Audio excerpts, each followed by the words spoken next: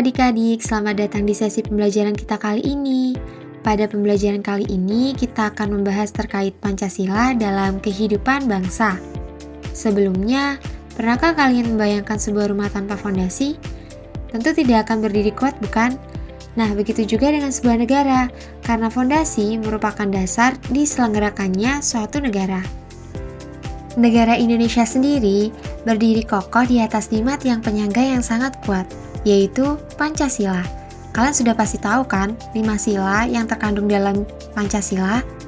Nah, pada pembahasan kali ini kita akan membahas terkait Pancasila sebagai dasar negara, Pancasila sebagai pandangan hidup bangsa, dan Pancasila sebagai ideologi negara.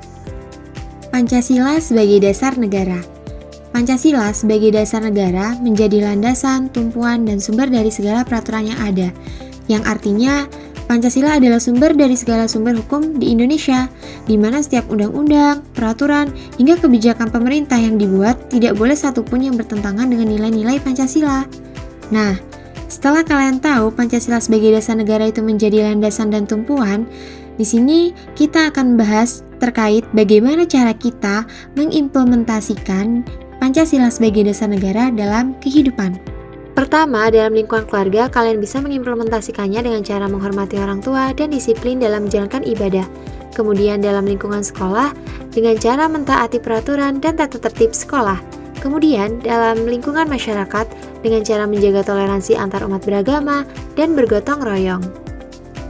Selanjutnya, Pancasila sebagai pandangan hidup bangsa. Pandangan hidup adalah petunjuk praktis dalam kehidupan sehari-hari. Dalam hal ini, Pancasila dijadikan pedoman dalam bertingkah laku dan mengambil keputusan karena nilai-nilainya mencerminkan kepribadian dan identitas bangsa Indonesia sendiri. Berikut adalah implementasi Pancasila sebagai pandangan hidup bangsa. Dalam lingkungan keluarga dilakukan dengan cara menghargai keberagaman dalam keluarga.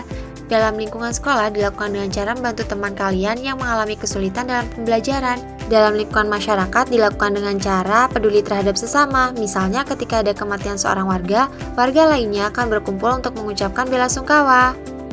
Lanjut pada pembahasan ketiga, yaitu Pancasila sebagai ideologi negara.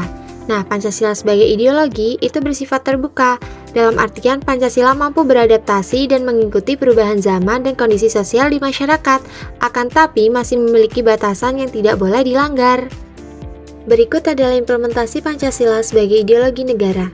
Dalam lingkungan keluarga, dapat dilakukan dengan cara mengajarkan dan mempraktikkan budaya atau bahasa daerah kepada keluarga. Dalam lingkungan sekolah dilakukan dengan cara menghargai perbedaan pendapat dalam diskusi kelas, dan dalam lingkungan masyarakat dilakukan dengan cara berpartisipasi dalam sistem keamanan lingkungan. Kesimpulannya, Pancasila memiliki kedudukan yang saling terikat, yang mencakup perannya sebagai dasar negara, pandangan hidup bangsa, dan ideologi negara.